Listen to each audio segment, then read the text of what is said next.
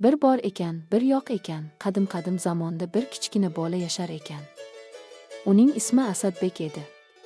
Asadbek rasm chizishni juda yaxshi ko'rardi, lekin uning qalam va bo'yoqlari yo'q edi. Bir kuni u eski sandiq ichidan oltin qalam topib oldi. Bu oddiy qalam emas edi, u bilan chizilgan har qanday rasm jonlanardi. Asadbek gullarni chizdi, ular osib, hidi butun atrofga tarqaldi. U qushni chizdi, qush jonlanib, chirqillab uchib ketdi. Bu xabar butun qishloqqa tarqaldi. Odamlar undan turli narsalar chizishni so'rashdi. Lekin bir kuni yovuz bir boy bu qalamni qo'lga kiritmoqchi bo'ldi. Asadbek o'z do'stlari bilan qalamni himoya qilishga qaror qildi. U aqlli reja tuzdi va qalam yordamida yovuz boyning rejasini buzdi. Oxir-oqibat qalamni faqat yaxshilik uchun ishlatish kerakligini tushundi va uni tabiatni obodonlashtirish uchun ishlata boshladi. Xulosa, har qanday kuch faqat yaxshilik uchun ishlatilishi kerak.